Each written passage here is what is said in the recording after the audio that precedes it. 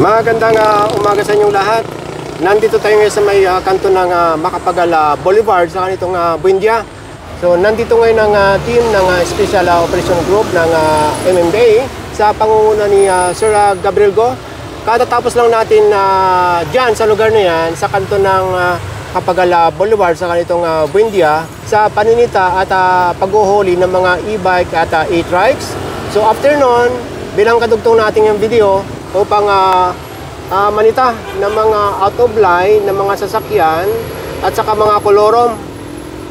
Ngayon ay April 18, 2024 at sa oras na 10 ng umaga.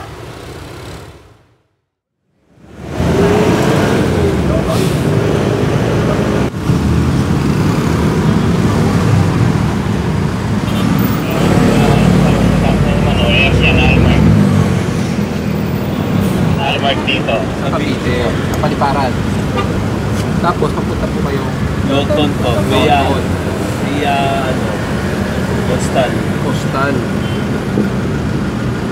Dahil karamihan, pagpasok doon sa may galing Coastal Road, pagpasok ng Ruha sa Boulevard, kumakaliwa sila at dadaan dito sa Macapagal Boulevard para iwas sa traffic. Ano pa may yan?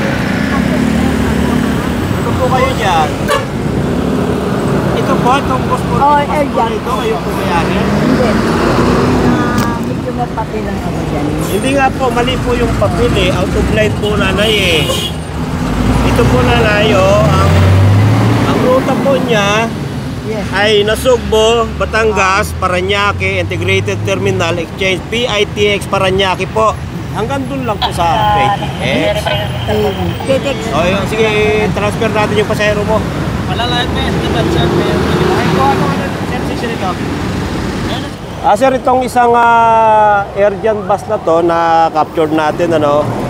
So, based doon sa kanyang document na i-present, hanggang 2025 po, na-renew po siya, no.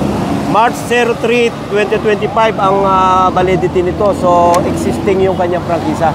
Ibig sabihin na ang ruta niya, Nasugbo, Batangas, Parañaque, Integrated Terminal, hanggang PITX po lamang. So, lumagpas po siya, naabot po siya dito, out of line po siya dito. So, ibig sabihin sir, yung PITX ay sakop ng Parañaque. Yes, sir. Ay ngayon, nasita siya dito na sa lugar ng Pasay. Macapagal area. Okay. Macapagal area. Ang multa po nito, yung out of line po, yun po ay 6,000, 5,000 sa operator, 1,000 sa driver. Ito po ay ini-impound po natin. Paano po yung mga pasahero niya? Yung mga pasahero po niyan, itatransfer po natin para makalipat sila doon sa mga authorized na bumiyahe dito sa area na to. O yun, lilipat na lang yung mga pasahero sa isang bus dito sa kabila. Ayan. Ngayon, titignan din natin dito, meron din yatang biniverify or chinecheck ito isang van. Baka ito ay out of line or kolorom. swipe car. Kontrata, pumasok ng shuttle service, swipe car. Pero ang sakay mo, hindi ka na swipe car. Tapos ang nakalagay sa kontrata mo po, Royal Peak Plaza. In short, isa-shuttle kayo ng mga empleyado sa ibang kumpanya. So kailangan nyo ng LTF anti-franchise. May memo na po lumabas noong February lang. Oo nga, ibang company ka. Kasi nakalagay po dito, Centrum North. Centrium. Opo. Oo nga, boss, ang tanong ko, empleyado ka ba ng swipe car or empleyado ka ng ibang ahensya, ibang agency? Hindi, boss, bakit di mo masagot? Nagtatrabaho ka, hindi mo alam yung nagtatrabahuan mo. Sige, ano nga? Oo, yung sasakyan sa swipe car. Naintindihan ko. Ikaw, boss, anong agency ka?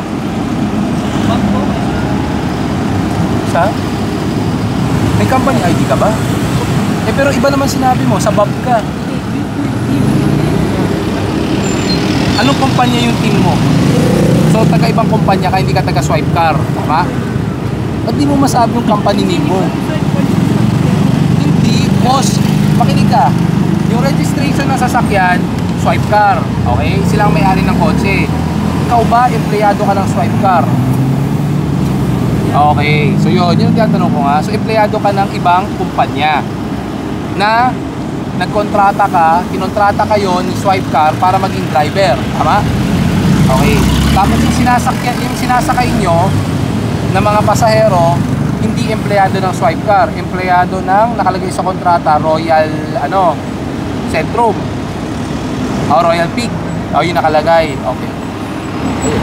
Boss, meron ka bang LTFRB franchise? Prangkisa? Wala ka ba ibang dalang papel? Yun lang? Yan lang talaga ang papel nyo. Okay boss, ganito. Based on LTFRB memorandum, ang shuttle service po, kailangan nyo po ng LTFRB franchise dahil yung sasakyan po, hindi po pagmamayari ni Royal Peak. Ang nagmamayari po si Swipe Car na may kontrata kay Royal Peak. Ngayon, kailangan nyo po ng prangkisa. Lalo na po, ikaw bilang driver, hindi ka rin empleyado ni Swipe Car. So parang ang nangyari po, tatlo po yan, tatlong kumpanya. Ibang kumpanya ng kotse, ibang kumpanya ng driver, ibang kumpanya nung nakasakay.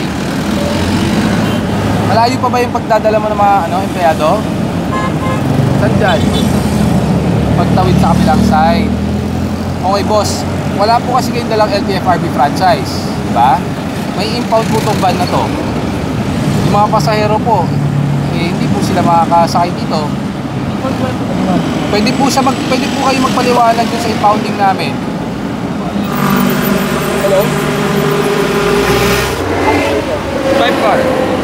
Swipe car. Swipe car. Nasaan yung PNP lang? Alin po? Authority. Tinatanong pa po namin sa kanila eh. Wala. Wala pa ata. Supposed to be sir, meron. Oo. Ang alam namin eh, naasikaso na nila. Tayo naasikaso. Kumbaga, Ongoing na po yung process. Kasi, ayun lang hindi ko po alam eh. Kasi sila yung usap sa MMDA office. Kasi may mga ilan na rin kami na nakaka-impound. Sino kausap na 70? Sa traffic adjudication. Traffic adjudication. Oo. Yun yung kausap nila yung attorney doon eh. Kasi di ba pag nagko-contest, merong attorney. Yun yung sila hindi ko nakikipag-usap eh. Hindi ba naman pala natin? Wala naman ho kami magagawa eh. Kasi company wala naman ho kami magagawa. Pero meron kayong... Meron yan, alam ko, rental agreement. Saglit lang, yung backup na shuttle na may papel. Wala ho. Wala. Kasi itong mga tao dito, wala na. Oo, bababa na lang. Wala ho kami magagawa. Wala ho rin kami Di magagawa. na lang siguro sir sa pagliko. Taga sa company ka ba? Sige po. Taga Swipe Car ka? Opo. Okay. Yung kotse nyo, nakapangalan kay Swipe Car. Yes. Ngayon, yung driver nyo is from a different company Yes. also. Tapos ang sinasakay nyo is... Swipe Car. No. Ang nakasakay na empleyado, Royal Peak. Pero may ID sila ng Swipe Car lahat. Paano kayo magkakaroon ng ID ng Swipe Car? Ang kontrata nyo, Royal Peak. No. Bali parang ang lumalabas dyan is, ang ID nila na Royal Peak, parang ganito kasi yan.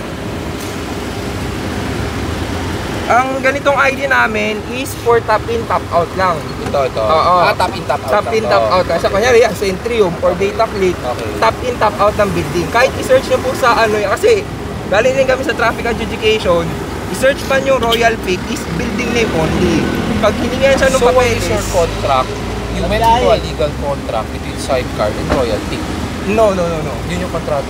Bali, ang alam ko dyan is Swipe Car, nagre-renta lang kami ng kotse sa kanila. Po. Ayun po. I'll show you This is the shuttle service agreement. Swipe Car, di ba? Represented by Jennifer Pagumana, referred to as the service provider. So kayo yung van. Royal Peak Plaza Corporation, referred to as the client. Oo, So kasi- client. Okay. Oo. Na-explain po sa amin kasi yan ni Traffic Adjudication, hindi daw po nila kasi ino-honor yung ganito. So nag-request kami lahat ng empleyado namin na ID ni Swipe Car. Para pag nahuli daw is, ang lalabas is, ano sila? Hindi pwede. Boss, bawal yun. Adjudication namin nagsabi. Bawal yun, boss. So parang ang lumalabas yan, you just want to portray na yung mga sakay nyo taga Swipe Car. Parang ganun ho. Okay. Got it, got it. Dadalhin nyo ngayon sa impounding area. Impounding sa HK. HK, dito lang din sa Macapagal Boulevard. dito lang po. So magkano ba nga multa niyan? Kabali 5,000 sa operator, 1,000 sa driver. Kabali 6,000 po natin. Maraming salamat, sir. Okay.